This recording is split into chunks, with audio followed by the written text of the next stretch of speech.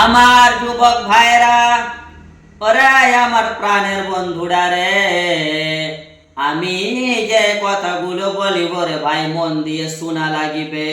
কারণ যে আমার কথাগুলো যদি মন দিয়ে না শোনো রে ভাই, তাহলে গেলে তো আমার কথার উদ্দেশ্যগুলো বোঝা যাবে না। আমি বলছিলাম রে ভাই, আজকে হলো রবিবার, আজকে হলো ছুটির দিন রে ভাই। আমি সকালবেলায় ঘুম থেকে উঠে বড়ে বড়ে চিন্তা ভাবনা করছিলাম কি আজকে ছুটির দিন দোকান যাবো কি যাব না। এই চিন্তা ভাবনা করার মধ্যে হঠাৎ করে দেখি আমার মোবাইলে একটা ফোন চলে আসছিল রে ভাই। আমি ফোনটা ধরলাম, বললাম হ্যালো, কে বলছো রে ভাই? সে বলল ভাইজান,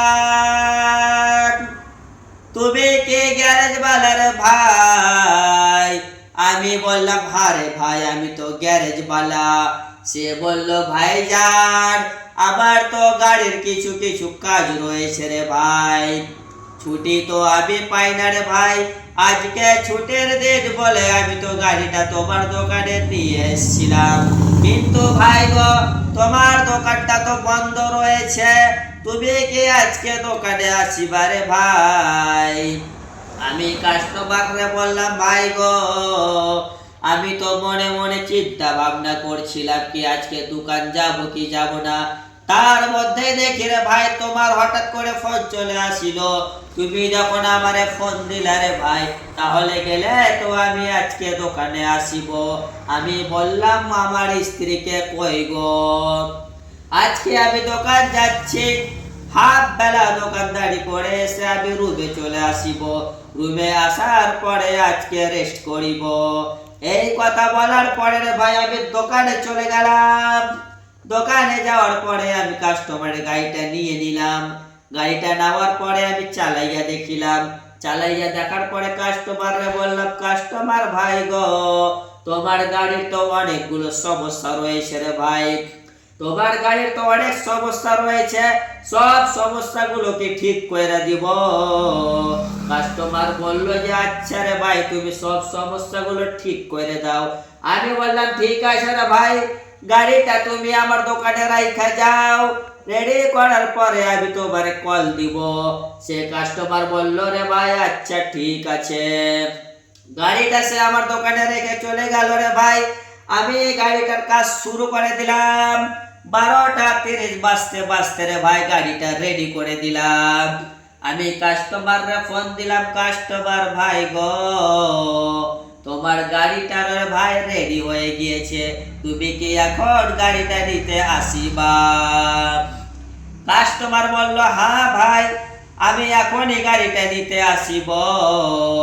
আমি বললাম আচ্ছা ঠিক আছে, তাড়াতাড়ি চলে আসিয়েন, আমি কিন্তু আজকে দোকান বন্ধ করিব। কাস্টমার ভাই 12:45 গাড়িটা নিতে চলে আসিল।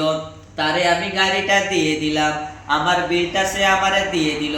আমি মনে মনে চিন্তা করলাম আজকে তো 1টা বেজে গেল, এখন আর 10 থেকে 15 মিনিটের পরে দোকানটা বন্ধ করে দিব।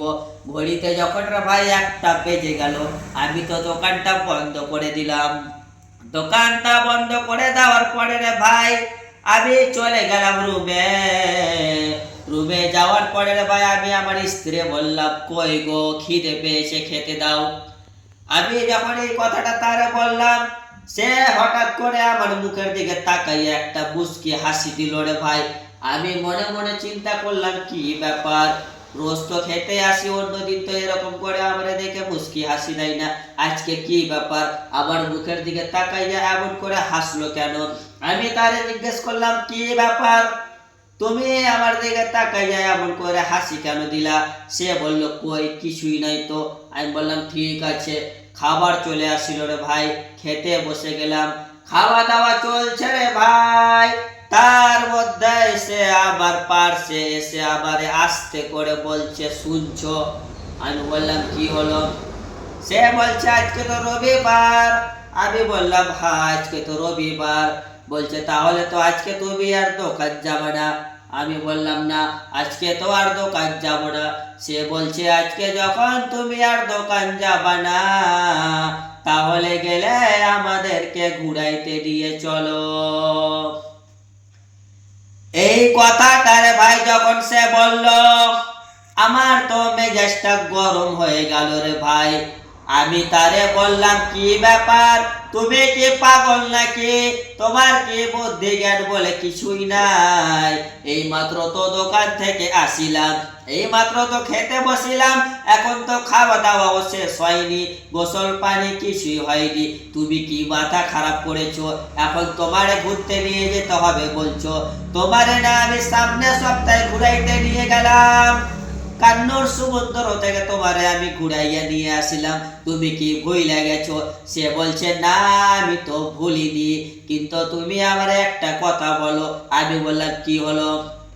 তখন সে বলছে, তুমি কি সামনে সপ্তাহে ভাত খাইছিলা? আমি বললাম, হ্যাঁ খাইছিলাম। বলছে, তুমি যে সামনে সপ্তাহে ভাতটা খাইছিলা, সেই ভাতটা কি তোমার পেটের মধ্যে রয়েছে? আমি বললাম, এই আবার কেমন কথা? সামনে সপ্তাহে ভাত খেয়েছি, এখন সেই ভাত আমার পেটের মধ্যে কেমনে থাকিবে? সেটা তো হজম হয়ে গিয়েছে। সে বলল, তুমি যখন সামনে সপ্তাহে ভাত খাইছিলা, সেই ভাত যখন তোমার এখন হজম হয়ে গিয়েছে, আমারে তুমি সামনে সপ্তাহে ঘুরাইয়া নিয়ে আসিস, সেই ঘোড়াটাও আমার হজম হয়ে গিয়েছে, এখন আমারে নতুন করে ঘুরতে নিয়ে যেতে হবে।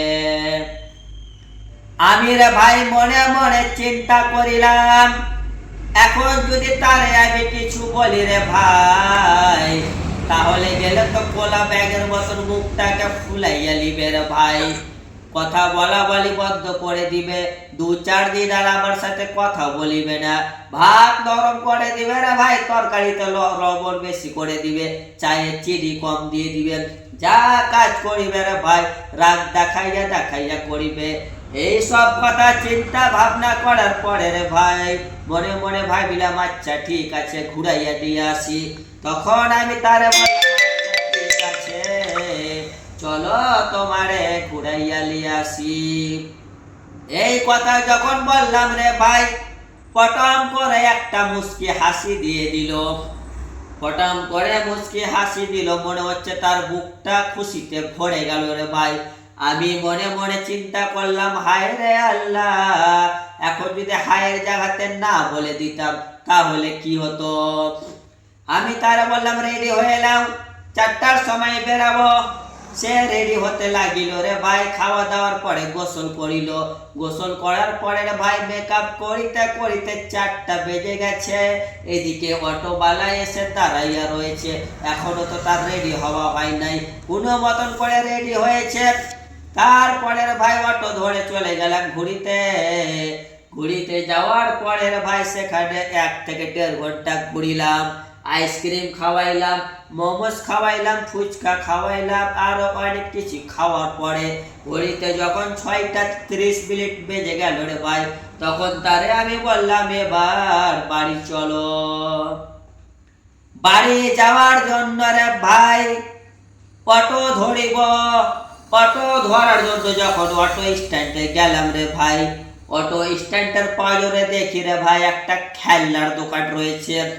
সেই খেলনার দোকানের দিকে আবার নজর চলে গেছে, কিন্তু রে ভাই আমার সাথে রয়েছে আমার 2টা বাপ, আমার বাপ মানে আমার ছেলে। আমার নজর যাওয়ার আগে আমার ছেলের নজর চলে গিয়েছে, তখন সে আমার ছেলে বলছে, আব্বা। আমি তো বললাম ব্যাপার খারাপ। আমি বললাম, কি হলো রে? বলছে, আব্বা গাড়ি নিব। আমি মনে মনে চিন্তা করলাম, রে ভাই আমার ছেলেগুলো তো আবার অনেক ভালো, যদি গাড়ি না নিয়ে দিই তাহলে কিছুই বলিবে না, ওইখানে ঘুমাইয়া যাবে, দিয়ে গড়াগড়ি করিবে। এই কথা চিন্তা ভাবনা করে আমি বললাম, আচ্ছা ঠিক আছে চল। গিয়ে রে ভাই 2 ভাইরে 2টা গাড়ি দিয়ে দিলাম। তারপরে ভাই অটো ধরিলাম, অটো ধরে বাড়ি চলে আসিলাম। বাড়িতে এসে এবার মনে মনে চিন্তা করলাম, কত টাকা খরচ হলো একটু হিসাবটা করি। হিসাব করতে গিয়ে দেখি রে ভাই 1350 টাকা আমার খরচ হয়ে গেল। আমি মনে মনে চিন্তা করলাম, রে ভাই হায় রে আল্লাহ, আজকে যদি দোকানটা ছুটি না করে বাড়িতে না আসিতাম, তাহলে হয়তো 1350 টাকাটা আবার বেঁচে যেত। দোকানে থাকিলে হয়তো আরো 1000-1500 টাকা কামাই হয়ে যেত। তাই জন্য বলি রে ভাই, ঘোরার টাইমে ঘুরিতে হবে, কাজের টাইমে কাজ করিতে হবে। যখন যেটা দরকার রে ভাই, তখন সেটাই করিতে হবে। কথা বলো ঠিক কিনা? ঠিক।